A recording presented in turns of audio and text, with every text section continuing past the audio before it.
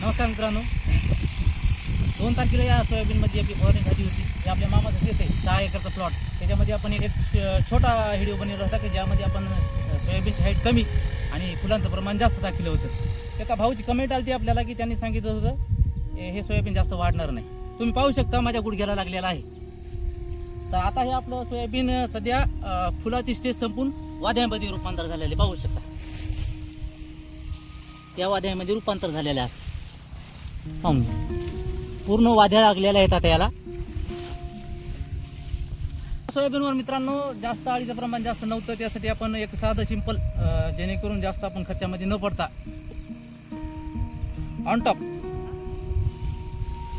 इमामेट्रिन बेंझोएट 5% याच्यामध्ये याचं प्रमाण आहे.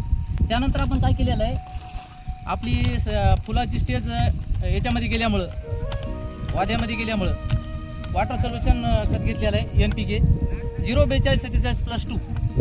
याची सविस्तर माहिती मी पुढे तुम्हाला याचा फोटो तुम्हाला स्क्रीनवर देण्याचा प्रयत्न करतो. त्यानंतर आपण 6 एकर क्षेत्र असल्यामुळे 1.25 किलोची पॅकिंग कमी पडत असल्यामुळे आपण 05234 या विद्राव्य खताचा त्याच्यासोबत वापर केलेला आहे की 10%साठी केलेला आहे आणि त्याचे आपण जवळपास 20% केलेले आहे.